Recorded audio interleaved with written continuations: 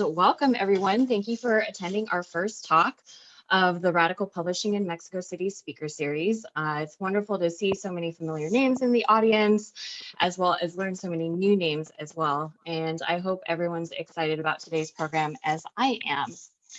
So since this is our inaugural event, I want to give you a little bit of background on the aim of the Radical Printing in Mexico City speaker series.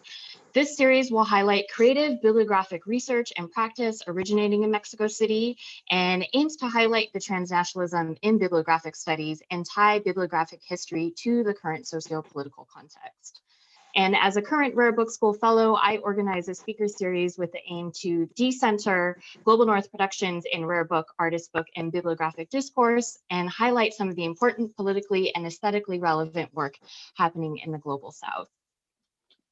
Of course, sorry,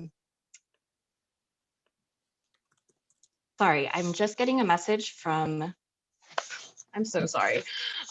We did not do the language justice announcement at the beginning before Erin started. So I want to actually interrupt my introduction and remind folks that this event is being interpreted into English and Spanish, and I want to pass the mic to the interpreters who will give us a short introduction.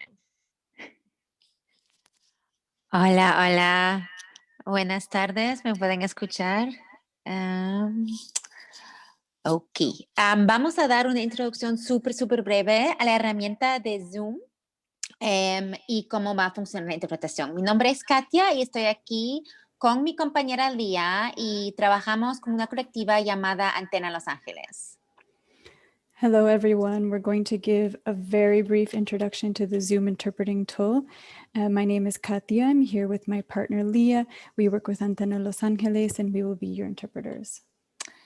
La herramienta que vamos a usar está integrada en Zoom y de hecho ya está activada. Entonces, sí, en este webinario se va a usar español e inglés, así que si no se sienten cómodos usando ambos idiomas, recomendamos que usen la herramienta de interpretación. La pueden acceder de la siguiente manera. The Zoom interpreting feature is integrated into Zoom, and it is actually already activated. English and Spanish will be used during the presentation. If you are not comfortable in both languages, please make use of the tool, and we will tell you how to do that right now. Para acceder a la herramienta, si se está conectando usando su computadora, verá abajo en su pantalla un botón en forma de globito. Tiene que dar clic ahí y podrá escoger su idioma. If you are on a computer, you will see a globe icon on the bottom right of your Zoom screen, and you can click there to turn on the interpreting and choose your language. Si se está conectando usando o su tableta o un teléfono inteligente, verá un botón con 3 puntitos con más o more y ahí hay un menú llamado interpretación de idiomas y después de seleccionar ese menú también podrá escoger su idioma preferido. If you are on a smartphone or tablet, you will see either 3 dots or an option for more. You will click there and see the option to turn on interpreting and choose your channel. Tiene que escoger su idioma nada más una sola vez al principio del evento y luego se puede quedar en el mismo canal durante todo el evento. Si habla los 2 idiomas, entiende los 2 idiomas, puede o quedarse en el espacio principal o escoger cualquiera de los 2 canales. You only need to choose your language once, and then you can stay on the language for the rest of the event. If you speak and understand both languages, you do not need to turn on the interpretation, or you can choose either channel and stay there. Finalmente, para las personas escuchando en español, habrán notado que usamos la terminación E en vez de la A o la O, usando adjetivos y sustantivos refiriéndose a personas.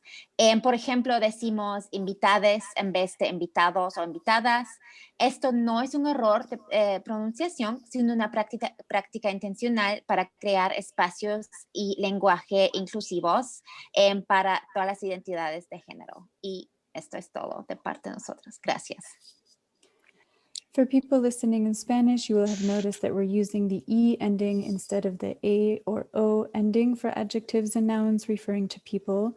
For instance, we say invitades instead of invitados or invitadas. This is not a pronunciation error, but rather an intentional practice to create inclusive spaces and language for all gender identities. And that's it for us, and we will continue. Thank you. Thank you so much, Lee and Katya, and my sincerest apologies for not starting off the event with that announcement. So I'm going to go ahead and repeat what I said earlier, so folks who prefer to listen in Spanish can hear what was stated earlier. So thank you again, everyone, for attending our first talk of the Radical Publishing in Mexico speaker series. It's really wonderful to see so many familiar names in the audience and to learn some new names as well. And I hope everyone's excited about today's program as I am. Since this is our inaugural event, I want to give you a little bit of background on the aim of the Radical Printing in Mexico City speaker series. This series will highlight creative bibliographic research and practice originating in Mexico City and aims to highlight transnationalism in bibliographic studies and tie bibliographic history to our current socio-political context. As a current Rare Book School Fellow, I organize this speaker series with the aim to decenter Global North productions in rare book, artist book, and bibliographic discourse, and highlight some of the important politically and aesthetically relevant work happening in the Global South. Of course, none of this work to make this series happen occurs in a vacuum, so I want to give a huge thanks to the Bibliographical Society of America and an anonymous donor for supporting the vision of this series. I also want to thank my home institution, UCLA Library, for co-sponsoring this series, and in particular, my colleague Susie Lee for helping to organize the technical logistics. And again, a big thanks to Katya and Leah from Antena Los Angeles, who will be interpreting this event so it can be made available to a broad audience. And of course, a huge thanks to all of you attending today. So a few logistical details about the event. If you're having any technical issues with accessing the interpretation, please send a message in the chat and we'll try to help you as best as we can. If you would like to tweet about the event, please use the hashtag RadPubCDMX, and I'll also drop everyone's social media handles in the chat. And Diego will talk for about 35 minutes and we'll leave some time for Q&A afterwards. So if you have any questions, please send them at any point via the Q&A box in either English or Spanish, whichever language is most comfortable for you. And we'll choose a few at the end of the talk to answer. And lastly, at the end of the program, I'm going to ask that you fill out a very quick 2-question evaluation saying what you appreciated about the event and what could have gone better. This is our first time hosting a webinar with simultaneous interpretation, as you may have noticed, and your comments will really help us better plan for the future events in this series. And I'll drop a link in the chat to that eval in case anyone has to leave a little bit early. And so now, without further ado, it's an honor to present my good friend and our distinguished speaker for today. Diego Flores Magón is the founder and director of the Casa del Aguizote in Mexico City and has coordinated numerous documentary heritage projects related to archives, print publications, and museums. In 2011, his work was recognized with a mention of archival merit by Mexico's National Archives. And in addition to his diverse editorial projects, Flores Magón is a Jóvenes Creadores Literary Fellow and the co-founder of Replica, an annual event for disobedient presses. His recent published works include editing the volume Antología de Testimonios de Precursores de la Revolución Mexicana, which was published earlier this year by Mexico's Chamber of Deputies. He also authored the essay 1985, which can be found in 1968 hasta 2018, Historia Colectiva de Medio Siglo, published by the UNAM in 2018. And also in 2018, he was featured in Living Archives, a conversation between descendants of the PLM, or the Partido Liberal Mexicano, that was part of the Vincent Price Art Museum's catalog, Regeneración, 3 Generations of Revolutionary Ideology. So without further ado, I will hand the stage over to Diego. Thank you so much. Hola, ¿qué tal? ¿Me pueden escuchar todos bien? Voy a compartir mi presentación y Pues nuevamente, yo digo, sin mayores introducciones, agradecer la invitación a TK y a la Sociedad Bibliográfica de Estados Unidos, de interpretación y, en fin, a los participantes en este foro virtual que no me permite ver sus rostros, pero imagino que me están escuchando y eso me congratula. Voy a comenzar de lleno con la presentación. Tengo poco tiempo y mucho que decir. Es una fortuna poder hablar en español porque me permite hablar más rápido y condensar la información. En inglés no podrían compactar lo mucho que quiero compactar. Y bueno, una disculpa anticipada a nuestras heroicas intérpretes y espero que nos vaya bien en esta presentación. Voy a tratar de hacer 3 o 4 cosas. Necesito dar un marco histórico. Voy a hablar de un proyecto propio que es el continente de diversos proyectos, de los que también voy a hablar, y me voy a referir a una colección de libros, a una biblioteca, con énfasis en 2 subconjuntos particulares, y no adelanto más. Voy a comenzar, porque si no, de por sí es poco el tiempo, y voy a cronometrarme, porque uno pierde la noción del tiempo, ¿no? Cuando está hablando. Bueno, titulé la presentación Poemas de Rebeldía. Es un préstamo del subtítulo de un libro que me interesa especialmente, que se llama Plebe, Plebe Poemas de Rebeldía. Plebe es un término interesante. Y si tengo suerte en esta presentación, me gustaría aterrizar en el proyecto de Plebe, habiendo dado antecedentes históricos, arqueológicos y políticos e ideológicos interesantes. Plebe es un libro de poemas del poeta estridentista, o del poeta, debería decir, más allá del estridentismo, llamado Germán Lista Zubide, y es un libro de poemas dedicado a Ricardo Flores Magón, y lleva la dedicatoria Asesinado por el capitalismo. Y es un libro que se publicó en 1925. Lo dejo ahí como un gancho o un teaser, y es a donde quiero llegar al final de todo esto. Para llegar ahí, bueno, es importante que yo les diga quiénes fueron los hermanos Flores Magón. Es muy probable que mucha de la gente que escucha ya tenga un concepto, y eso me parece muy bien. Es probable que haya gente que no lo sepa bien o no lo sepa en absoluto, y también pues está bien. Y lo que voy a platicar depende de tener un concepto de quiénes fueron ellos. Para empezar, bueno, tal vez debería decir que Enrique Flores Magón, que aparece en esa fotografía, por cierto, de la Universidad de California, de su colección, es una foto muy hermosa, si no me equivoco, retrata a los hermanos Ricardo, que está a la izquierda, y Enrique, que está a la derecha, en la cárcel del condado de Los Ángeles, cuando entraron en 1911 para iniciar un proceso y posteriormente purgar una condena por violar las leyes de neutralidad de Estados Unidos. Bueno, ellos son los hermanos Flores Magón. Eran 3 hermanos en realidad, no solo 2, pero la historia, cuando se refiere a los Flores Magón, se refiere a estos 2, que son Ricardo, como dije, a la izquierda, y Enrique a la derecha. Están en un momento decisivo de sus vidas. Como ustedes saben, la Revolución Mexicana, o lo que se conoce como Revolución Mexicana, empezó en 1910, 1911, y ellos habían estado promoviendo la revolución en México desde 1906, o tal vez un poco antes.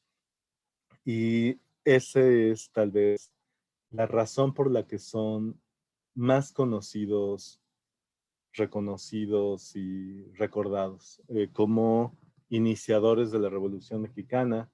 El término que se utiliza comúnmente para referirse a ellos es el de precursores de la Revolución Mexicana. Este es un término polémico, porque en realidad un precursor es algo que está antes y ya no está después, ¿no?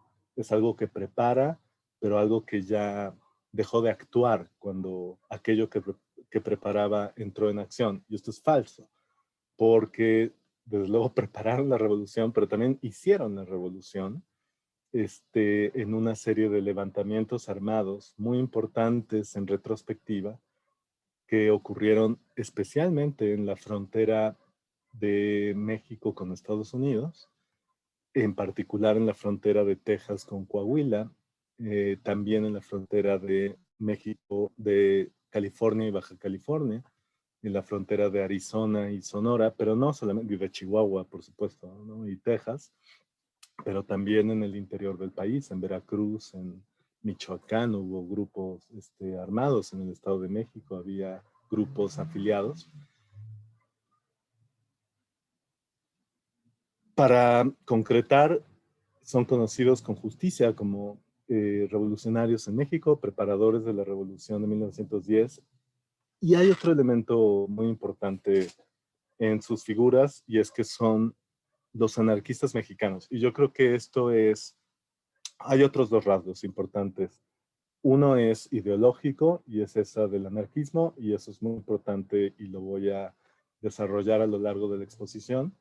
Y el otro es gráfico también. Desde 1904, estos hermanos que encabezaban un núcleo de una red muy extendida en México y en Estados Unidos, cruzan la frontera a Texas, y es desde Estados Unidos, no solo Texas, primero Texas, luego St. Louis, Missouri, y finalmente Los Ángeles, como núcleos principales de actividad que promueven la revolución en México, y además publican el periódico Regeneración, que es su medio principal de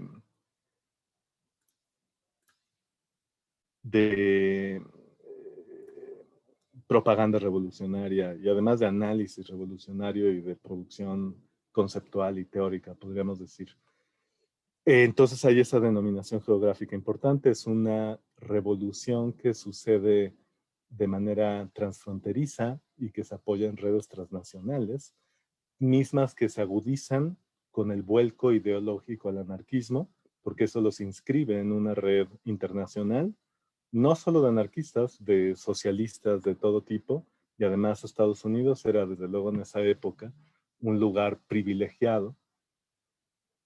Y bueno, eso hay que matizarlo y lo voy a hacer enseguida, pero era privilegiado para entrar en comunicación o en contacto con radicales de todo el mundo, migrantes, principalmente migrantes del centro de Europa, del Mediterráneo, del este europeo, de Sudamérica también, que se encontraban ahí y que tenían ideologías radicales y que promovían el pensamiento y la acción radical desde Estados Unidos. Y bueno, privilegiado en ese sentido, y pues por otro lado, bueno, fueron objeto de la represión en Estados Unidos como lo habían sido en México, o hasta peor. Pero bueno, ese es otro tema y vamos a entrar en él porque algunos de los libros se refieren a la represión del Estado de Estados Unidos contra estos radicales mexicanos en particular.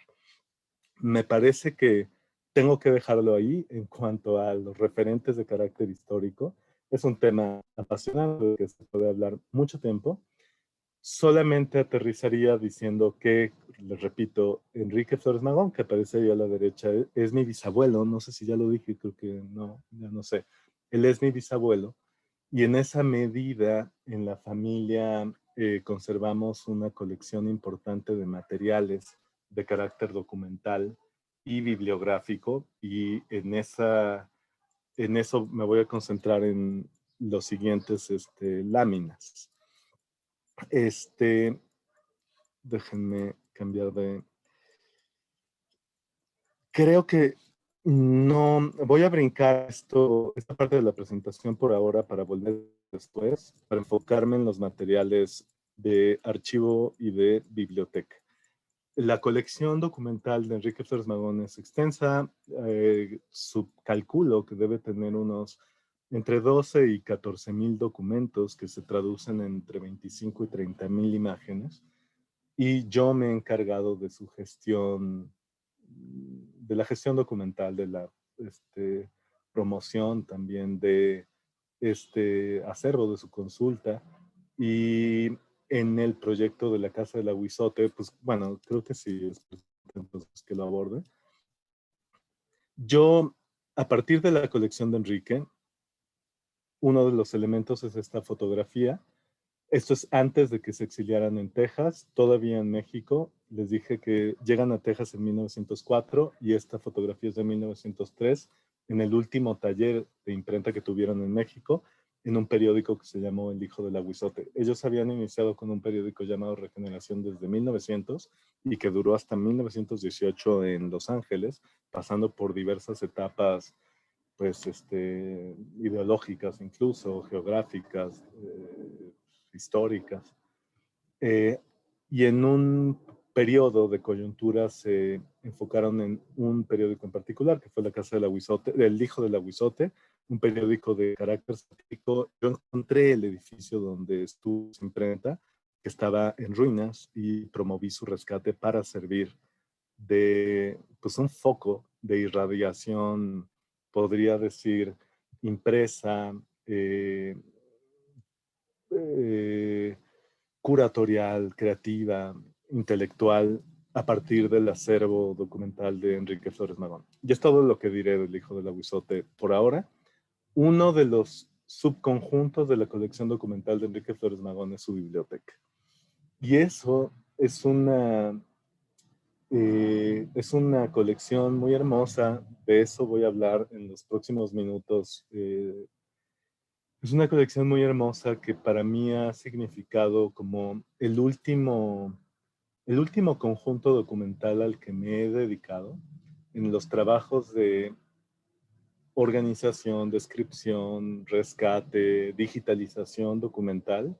Comenzamos por los documentos manuscritos, luego trabajamos con las fotografías, luego trabajamos con los periódicos, ejemplares completos de periódico y recortes de periódico, que es una colección muy abundante y muy interesante. Y finalmente, lo último en este proceso de rescate documental, de rescate que va acompañado con pues, conocimiento, eh, investigación diría, pero pues más aproximación, proximidad, consulta, frecuentación de los materiales, ha sido la colección bibliográfica. La voy descubriendo, más allá de conocer que hay libros y tales títulos, voy en esta última etapa, tal vez de 2 años para acá, entendiendo cómo se estructura como una colección. Estamos hablando no de muchos libros. Yo calculo que hemos de tener, aunque ahí está el inventario, en fin, no lo tengo a la vista, pero deben ser como 1500 libros, que no son tantos en realidad. Y de esos 1500, yo pongo una línea, trazo una línea, de los años 30 para atrás, y son los materiales que yo consideraría preciosos, y luego de los 40, en fin, la posguerra, de materiales pues bastante convencionales, podría yo decir, ¿no? De historia de México, y cosas así que no tienen la exquisitez o el carácter de una cosa única, frágil y preciosa que sí tienen otros materiales. Voy a enfocarme, y de esto de una forma muy rápida, porque quiero llegar a conversar con ustedes de los proyectos de la Casa del Aguizote, de los proyectos editoriales de la Casa del Aguizote. Quiero platicarles del libro de Plebe en particular, pero este es el camino que lleva ahí, y ese proyecto específico cobra sentido solamente en el marco de este proyecto, ¿no? De esta colección y de las formas como el proyecto de la Casa del Aguizote, y yo en lo personal como pues un productor, curador, creador, ¿no? Editorial, voy entablando vínculos, ¿no? Con las colecciones. Hice una selección que de ninguna manera es exhaustiva, pero sí nos permite una aproximación un poco más específica, pragmática, algunos de los materiales, y son dos subconjuntos de libros. Uno, ya lo verán, son algunos de los libros que se conservan de uno de los periodos que Enrique Flores Magón estuvo en prisión en Estados Unidos, en específico en la penitenciaría de Leavenworth en Kansas, que sigue activa, una prisión federal, y que estuvo ahí activa todo el siglo XX. Voy a presentarles algunas cosas de ahí y luego a presentarles otra remanada de la colección, que son materiales como de prensas anarquistas, que es una inmensa colección y desde mi punto, disculpen por el perro, no puedo hacer nada ahorita, están ladrando, espero que se callen pronto, pero están fuera de mi control.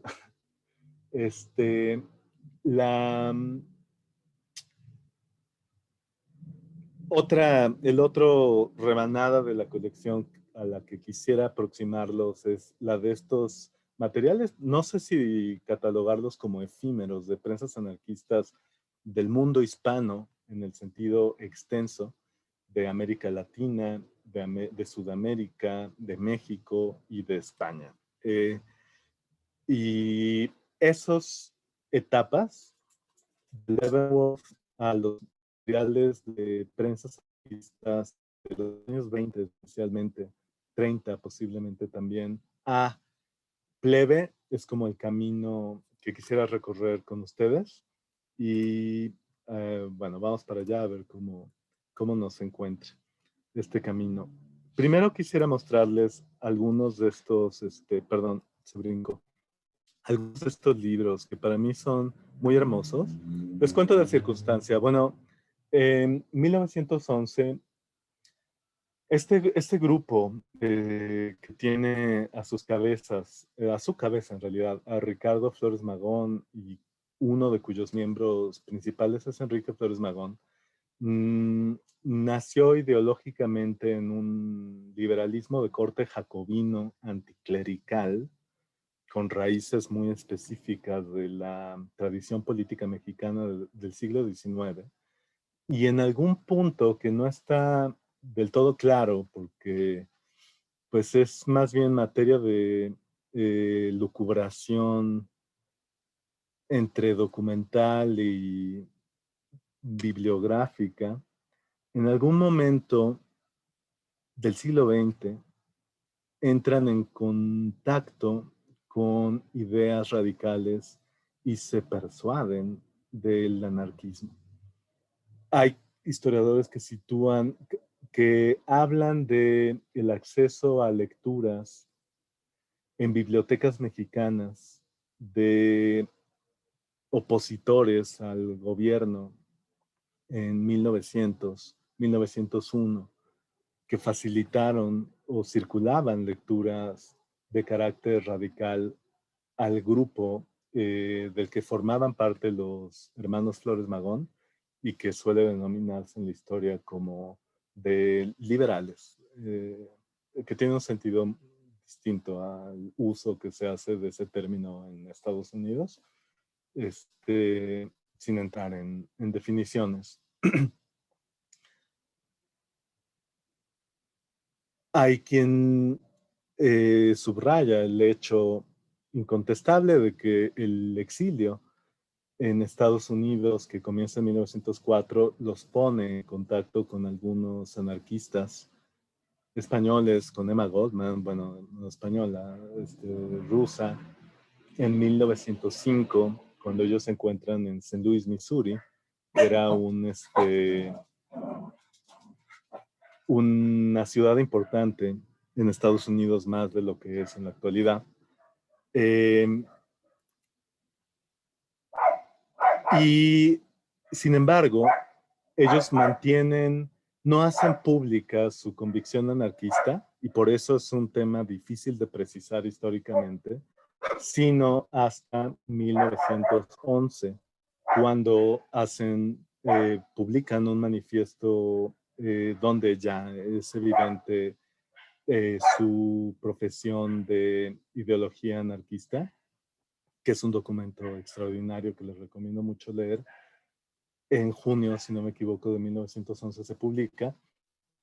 Es el momento decisivo de la Revolución Mexicana. Ellos articulan un ensayo de insurrección o de revolución, una incursión armada de carácter revolucionario en Baja California, que tiene consecuencias importantes, que dura varios meses, en que un ejército afiliado al Partido Liberal Mexicano, en un proceso muy complejo, ocupa algunas de las ciudades fronterizas de Baja California, como Mexicali, Tijuana, y son derrotados finalmente. Y es después de esa derrota, es un dato notable y cargado de consecuencias, que publican en 1911, en junio, como les decía, el manifiesto, ¿no? Después de 1911, son encarcelados precisamente por la incursión de Baja California. En esa foto, precisamente que les puse al principio, están iniciando ese proceso, ¿no?, que los va a llevar a prisión en McNeil Island, en el estado de Washington. Y cuando Estados Unidos inicia el proceso de participación en el conflicto europeo, en la Primera Guerra Mundial, hay una ola represiva en Estados Unidos y ellos van a parar en prisión en esa proceso de represión de la disidencia interna llamada Red Scare, junto con otros muchos radicales, en particular propagandistas del pacifismo, como eran pues, todos los anarquistas en realidad. También organizadores de los sindicatos, particularmente los Woodleys, que era una unión sindical bastante radical. Y es en esa ola represiva que vuelven a prisión en Leavenworth, y es ahí que se generan estos materiales que conforman una sección pues especialmente entrañable de la colección. Y estos son los primeros ejemplares que quería compartir con ustedes. Como ven, esa es una hermosa edición de 1918 del libro Ayuda Mutua de Kropotkin, que tiene en el frontis esa inscripción indicando que es propiedad de Enrique Flores Magón, y su número de presidiario, que era el 12839, su número de celda incluso, que era la 227, en la Penitenciaría Federal de Leavenworth, en Kansas. Y ahí hice yo zoom en un detalle que me parece muy interesante, donde pone un mensaje a los otros presidiarios que dice: Friends, please take good care of this book and return promptly to its owner. After you, there are others who want to read it. Pray abstain of writing on its pages and oblige, posiblemente oblige, no sabemos qué significa esa palabra, consideramos que es un error y tal vez dice oblige. Y eso lo escribió Enrique el 23 de marzo de 1919 en la cárcel de Leavenworth, donde estaba leyendo a Kropotkin, el gran pensador del anarquismo. Y es un indicio, bueno, de dos cosas: como desde el anarquismo establecen redes internacionales, o hay una red de intercambio de materiales anarquistas, incluso al interior de la prisión. Se verifica un fenómeno muy interesante en la prisión de Leavenworth, donde muchos radicales de pronto se encuentran juntos y se forma ahí una escuela de radicalismo, citando un ensayo que les recomiendo mucho de Tina Hitherton, que se llama University of Radicalism, Ricardo Flores Magón and Leavenworth Penitentiary. Estos materiales hablan de ese periodo y de esas redes de intercambio y de literatura y de ideas de carácter radical que se establece dentro de la prisión de Leavenworth, y quería compartirlos con ustedes como una un paso o dos pasos antes del libro de Plebe. Y voy a ir más rápido porque estoy consumiendo mucho tiempo. Les voy a pasar muchas imágenes de otros ejemplos, ¿no? De esta clase de libros, por ejemplo, una crónica de Rusia en 1919 de Arthur Ransom, que también tiene las inscripciones de Leavenworth, una novela que también tiene las inscripciones de Leavenworth, este libro que es, no alcanzo a ver aquí, The Universal Kingship de Moore, también con las inscripciones, ¿no? Tenía muchos libros, ¿no? Para hacer una prisión. Les puse, para terminar este primer subconjunto, estos dos que me parecen interesantes. Ese es un libro, es un compendio de lecturas en español para la enseñanza del español nivel básico. Me parece que así se podría traducir. Y es un vestigio muy bonito porque dentro de la prisión, Enrique enseñaba español a los otros presidiarios. Hay otros documentos, cartas, ¿no? Y incluso en el periódico que publicaban dentro dentro de la prisión se habla de estos clases que hacía Enrique. Y aquí, bueno, se conserva un manual, un compendio de lecturas que usaba sin duda con sus estudiantes y también un manual de dibujo, Applied Mechanical Drawing, que es interesante también porque él habla en alguna de sus cartas de cómo inventa un método para la enseñanza del español que consiste en apoyarse en dibujos. Enrique era buen dibujante, en su archivo se encuentran algunos de sus dibujos, existen dibujos también publicados en la prensa, hacía, no diré caricaturas, pero sí dibujos alegóricos de carácter ideológico que se publicaron en algunas prensas radicales. Por cierto, uno de sus dibujos, que lamentablemente no incluía en la presentación, se citó como prueba en su proceso de deportación en 1923 para demostrar que era un anarquista que desde luego estaba excluido por las leyes de migración vigentes. Voy a este otro conjunto de lecturas y tengo que volar para llegar a lo que les quiero decir. Como una muestra de la otra subconjunto, ¿no? De la colección que me parece muy entrañable, que son estos pequeñísimos libros. Usé una regla en alguno de ellos. Como ven, mide un poco más de 3 pulgadas y media. O sea, es chiquitito en realidad, ¿no? Y como hay cantidad de libros que vienen de imprentas libertarias en todo el continente americano. Esta es en particular de Buenos Aires, de La Palestra.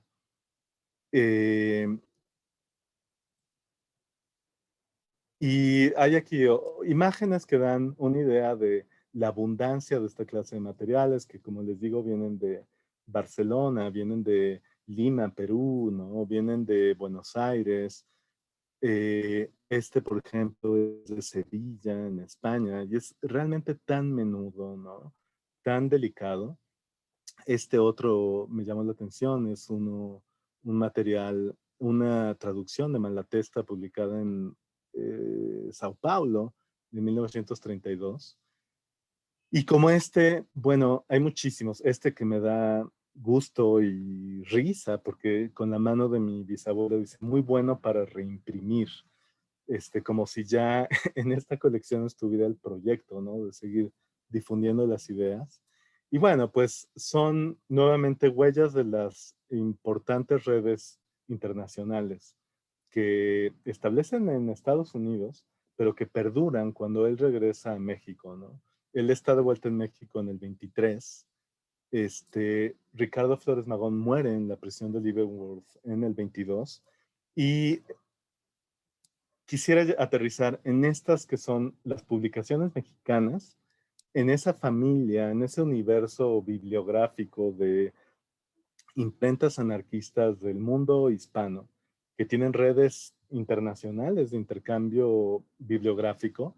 Les llamo la atención sobre que a mí me parecen absolutamente preciosos.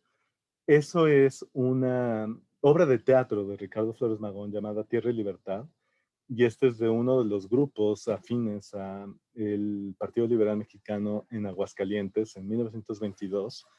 Tiene además de esta retrato ilustraciones de un dibujante del grupo de regeneración llamado Nicolás Reveles. Y en fin, bueno, pues habla por sí mismo, ¿no? Y este es otro grupo llamado el Comité de Agitación por la Libertad de Ricardo Flores Magón y compañeros, que desde México está publicando textos de Ricardo Flores Magón, vendiéndolos a compañeros para que con sus aportaciones pudiera financiarse el proceso judicial de Ricardo Flores Magón encarcelado en Kansas y promover su amnistía, ¿no? Y esta es otra obra de teatro llamada Verdugos y Víctimas. Y aquí les pongo algunos detalles de los interiores. De esos grupos iniciales que se articularon para promover la libertad de los presos políticos por medio de la publicación de sus textos, evolucionó a este llamado Grupo Cultural Ricardo Flores Magón, que se estableció en México por ahí del 24-25. Gracias. Tengo 10 minutos más y voy a tratar de hacer un cierre muy rápido. Y que a la cabeza de este grupo estaba Nicolás Bernal, que era un antiguo pues, integrante del Partido Liberal Mexicano, del Grupo de Regeneración, que había llegado a México pues, después de la muerte de Ricardo, la disolución del grupo, y emprende la publicación de la obra de Ricardo. Y este es como un momento muy importante porque Ricardo Flores Magón había escrito mucho, pero toda su obra estaba publicada en periódicos, bueno, prácticamente toda su obra, si no en periódicos, en materiales de carácter efímero. Hacía el Grupo de Regeneración algunos librillos con algunos de los manifiestos, y esto es el esfuerzo de un grupo de militantes por rescatar esos textos que habían quedado en las materiales efímeros, como es el periódico, y empezar a conformar con ellos libros como para atesorar, concentrar y difundir lo que yo llamaría el legado textual de la revolución intentada por Ricardo Flores Magón y con su órgano Regeneración, que fue un intento fundamentalmente literario. Ahí le hago un zoom al logo de este grupo, del Grupo Cultural Ricardo Flores Magón, y la consecuencia de esta labor editorial del Grupo Cultural Ricardo Flores Magón, pues es difícil o imposible tal vez de valorar en su justa dimensión.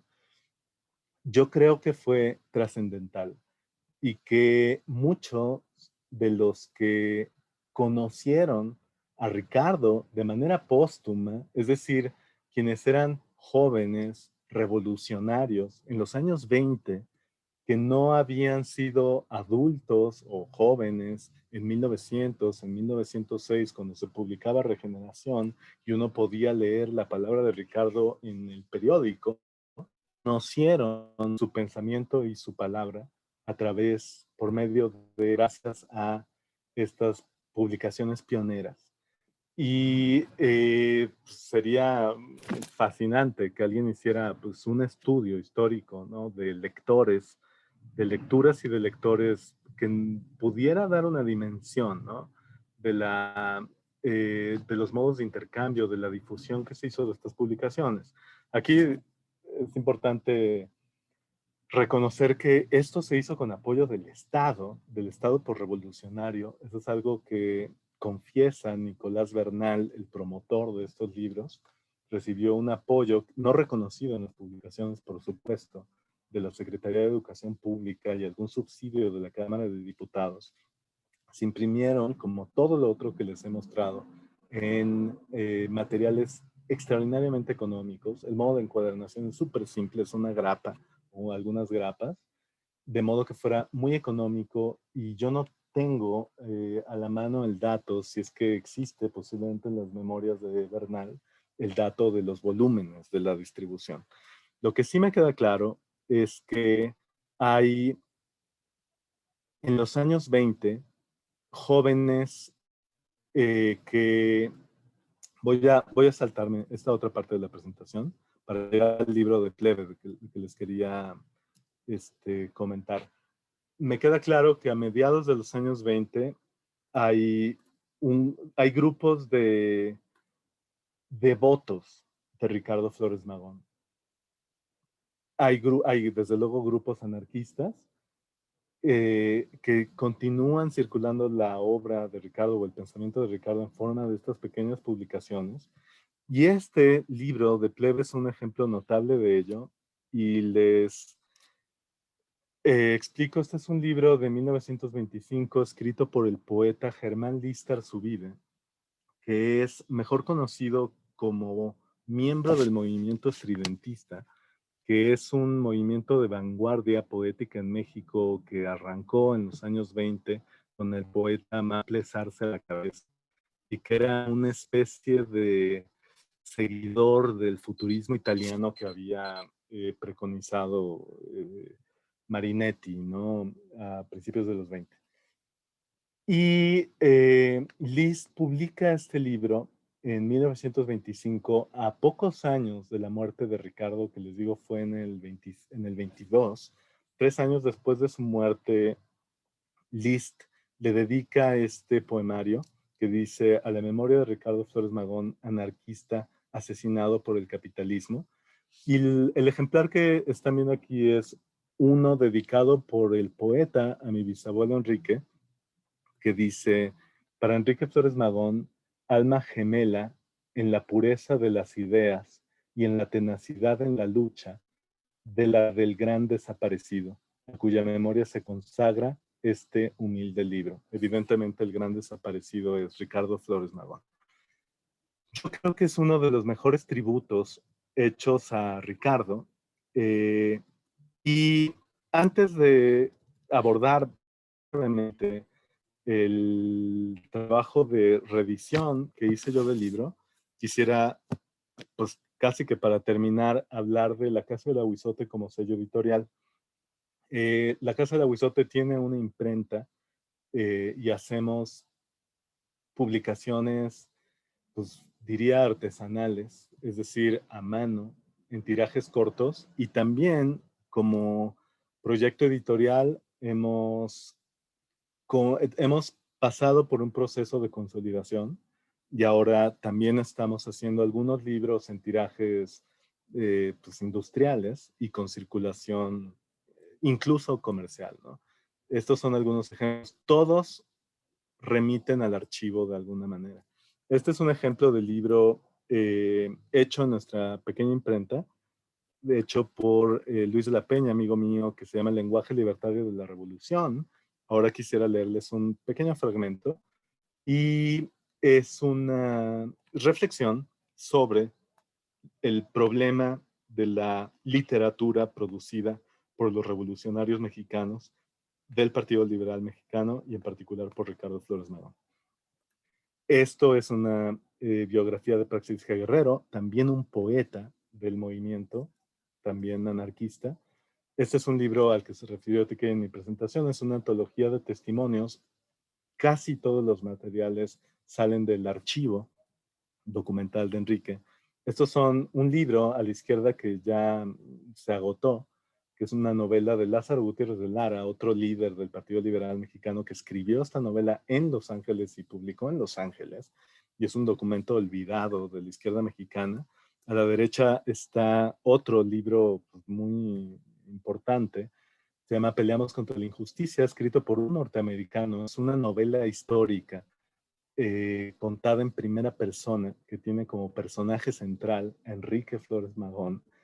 y que se escribió originalmente en inglés. El manuscrito original está perdido y solo conocemos dos traducciones que son, en fin, estoy a punto de, está en imprenta esta reedición que yo hice.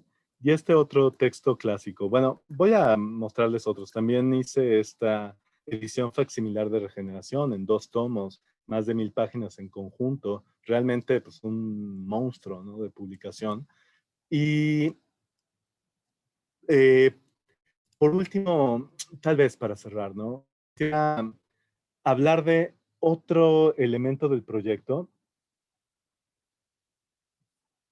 que es la posibilidad de una juego, de, las posibilidades de la autoedición enmarcados en un proyecto que llamé Retorno al Origen y que consistió en llevar una imprenta móvil a una región indígena en el norte del estado de Oaxaca, donde nació Ricardo Flores Magón, para recabar tradición oral acerca de el paso de la familia Flores Magón ahí y recabar también genealogías y reflexiones de memoria colectiva de esta comunidad indígena.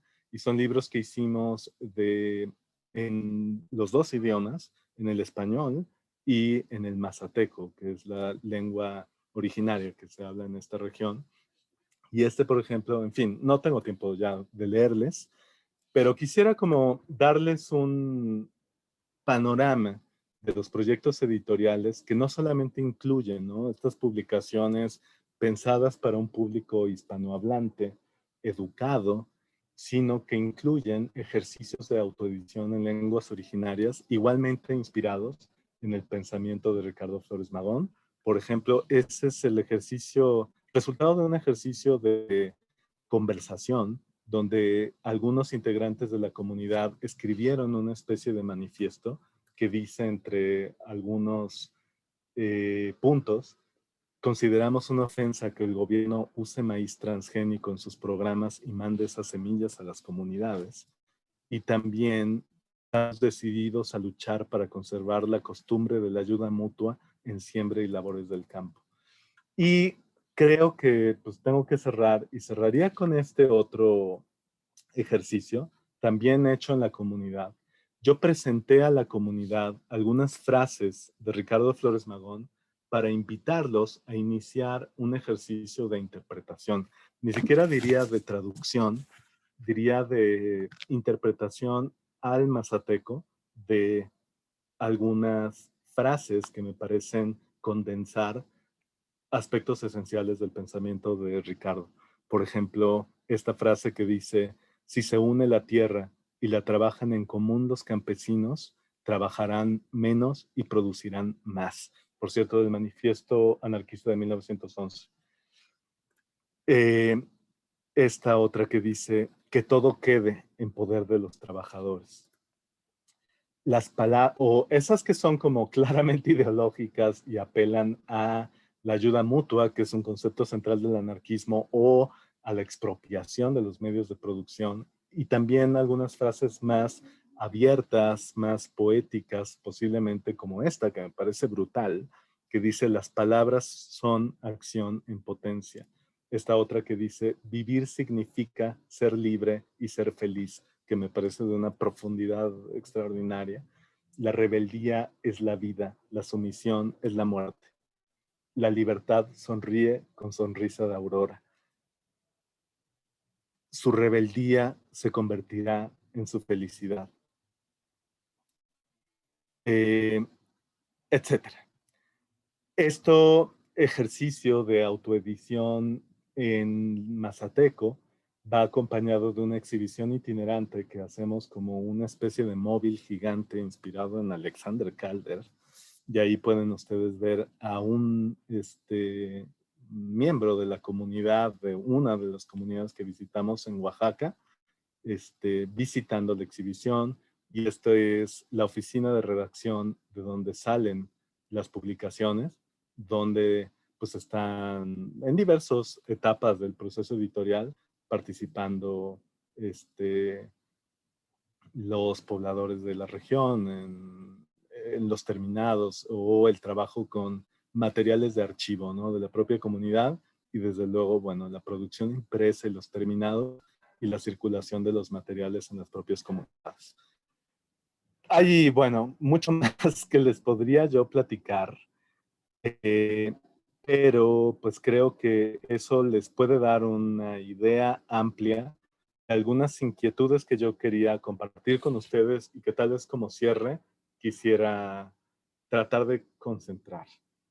La primera es, la idea esencial posiblemente es la revolución de el Partido Liberal Mexicano deja fundamentalmente, a diferencia de cualquier otro movimiento revolucionario de México, un legado de carácter textual. Esto es algo que reconocieron los militantes en sus primeras épocas y a eso responden estas publicaciones primigenias con una motivación de divulgación de la palabra de el maestro, como apodaban a Ricardo, de este legado, ¿no? Textual. Es decir, lo que dejó esa revolución fracasada a fin de cuentas, porque se proponía la revolución mundial, pues es un legado de palabras, ¿no? Y junto a ello está un acervo documental y bibliográfico que da algunas claves interesantes sobre esta historia y la importancia tal vez subversiva y revolucionaria de la autopublicación. Y por el otro, pues una serie de ejercicios de carácter editorial con diversos grados de formalidad que van desde la autoedición itinerante en comunidades indígenas hasta la edición de libros grandes, ¿no? Producidos industrialmente, que de una u otra manera entablan juegos, ¿no? Tanto con la colección documental como con el hecho político de la edición y, pues, en fin, la importancia de la palabra como potencia, ¿no? Dime, TK, si me da tiempo de leer un solo párrafo, que es de Ricardo, y me parece que condensa esta idea y la importancia de la palabra en su concepto de la revolución. Sí, pero favor de hacerlo en un minuto porque solamente tenemos los Vale, intérpretes pues por unos minutos más. es más que suficiente. Gracias. Dice, las palabras son poderosas. El primer paso de toda tiranía se dirige contra la libertad de hablar, porque la tiranía sabe que las palabras son la acción en potencia. La educación es una de nuestras tareas y necesitamos palabras, palabras y más palabras. Dice, no es necesario creerse uno artista para intentar la tarea. Lo que se necesita es expresar con sinceridad lo que se siente y se piensa, de modo de infectar a los demás con el mismo sentimiento y pensamiento. El que lleva a cabo esto es un artista, por imperfecta que sea la ejecución de las palabras. En fin, ahí lo cerraría.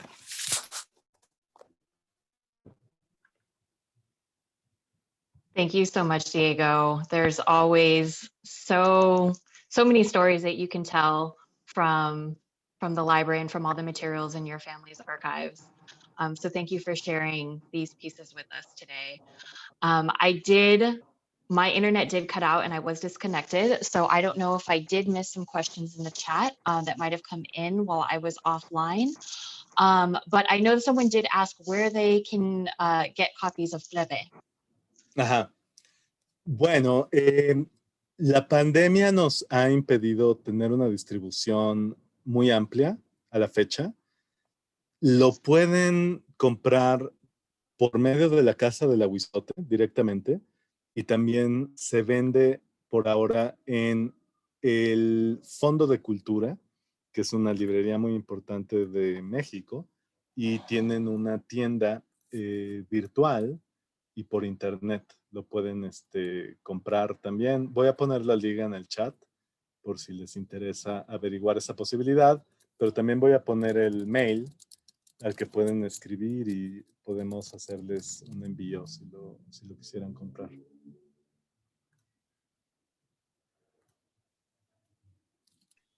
Great, thank you so much, Diego. Was there a question that folks had in the audience that didn't get answered? We could potentially do one question.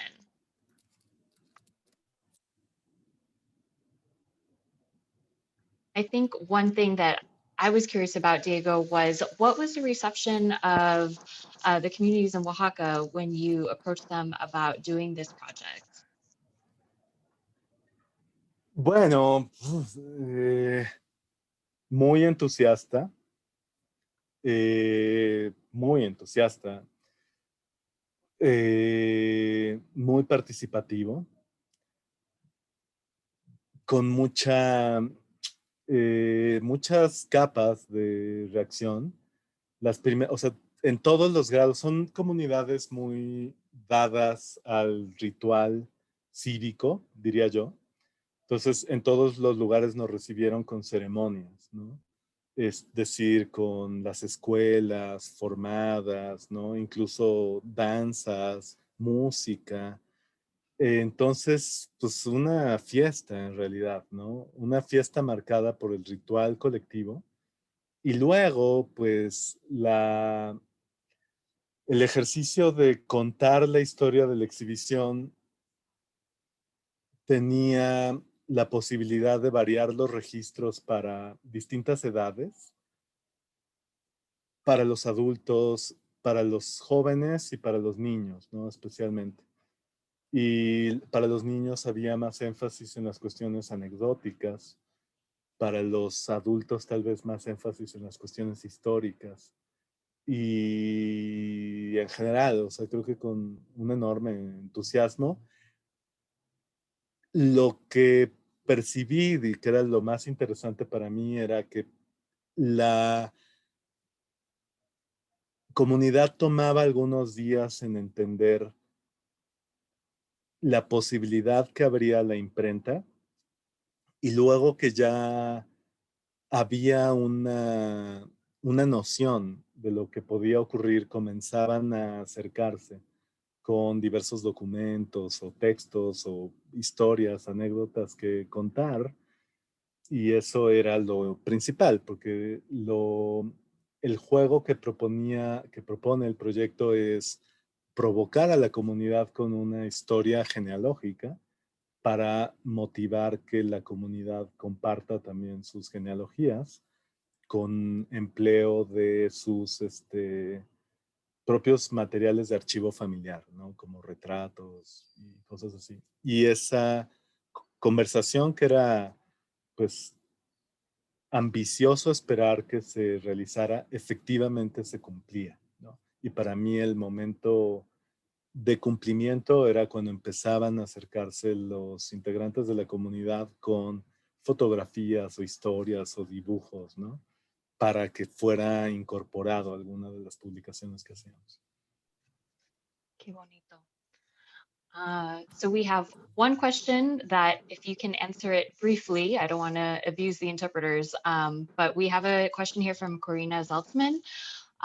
¿Por qué Flores Magón no quiso que la gente anotara el libro? Parece una práctica que va en contra de la idea de lo que pensamos sobre lo radical hoy en día. No sé si entendí bien la pregunta, ¿me la puedes repetir, por favor? ¿Por qué Flores Magón no quiso que la gente anotara el libro? Parece una práctica que va en contra de la idea de lo que pensamos sobre lo radical hoy en día. Ya. Es buena pregunta, no lo sé. ¿Quién sabe? O sea, no, solo puedo adivinar, ¿no? O sea, yo creo que es buena pregunta, o sea, yo creo que estoy de acuerdo. Hubiera sido hermoso tener anotaciones de todos los lectores en ese libro. Sería infinitamente más interesante. No sé, pues un instinto muy elemental de preservación del libro, supongo, ¿no? Un concepto ligado a su valor. O sea, lo que yo complementaría es, él dice, que hay muchos compañeros que quieren leer el libro, ¿no? Entonces, creo que puede ser en el interés de todos los otros compañeros el que el libro se preserve en su ser original, ¿no? Para que lo puedan disfrutar de manera íntegra, pero está buenísima esa reflexión de que hubiera sido bastante interesante y anarquista el permitir que todo el mundo escribiera y habría quedado un documento infinitamente más interesante y valioso. Yes, well, I think we've arrived at our time, Diego. Thank you so much for sharing all this family history with us today. And thank you for everyone who's attended. Thank you again to the Bibliographical Society of America and UCLA Library for co-sponsoring this event. Thank you to our interpreters for sticking with us this whole time. I also want to remind you that the Radical Printing in Mexico City series continues in January. We'll be having the project Esto es un Libro, this is a book, joining us, and I hope that you will all RSVP for that. If you go to the BSA website, you'll find all the information for the series there. So thank you again for spending your afternoon with us, and we hope to see you at the next one. Take care.